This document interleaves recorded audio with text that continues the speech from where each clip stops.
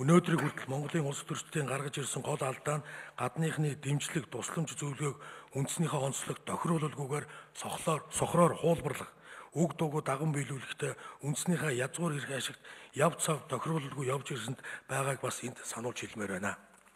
Олон улсын валютын сангийн тулгсан болцлуудаас жишээ нь малыг барьцаа хөрөнгөнд тооцохгүй гэдэг бол Монголын онцлогийг яавч тусгаагүй тооцоолоогүй зүйл ажиглагдаж байна.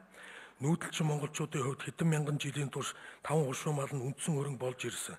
Гэтэл тэрийг нь барьцаа биш гэж үзвэл малчид бид юугаараа зээл авах болж байгаа юм бэ? Хүүхдээ мөнгийг халамжтай зүйрлэж байна.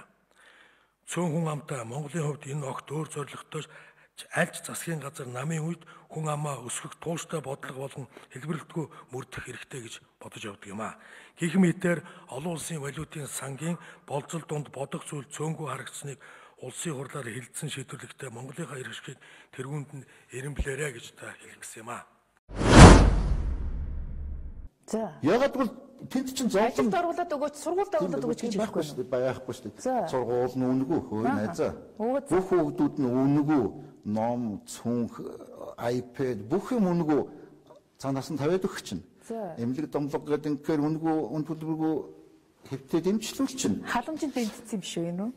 Энэ халамж биш шүү дээ. Хүний байх ёстой л нийгэм төрөөс үзүүлэх ёстой, иргэдэд үзүүлэх ёстой л тэр л нийгмийн баталгаа шүү дээ. Энэ халамж биш шүү дээ. Хүний байх ёстой л нийгэм төрөөс үзүүлэх ёстой, иргэдэд үзүүлэх ёстой л тэр л нийгмийн баталгаа шүү дээ. Тэр л нийгмийн баталгаа шүү дээ.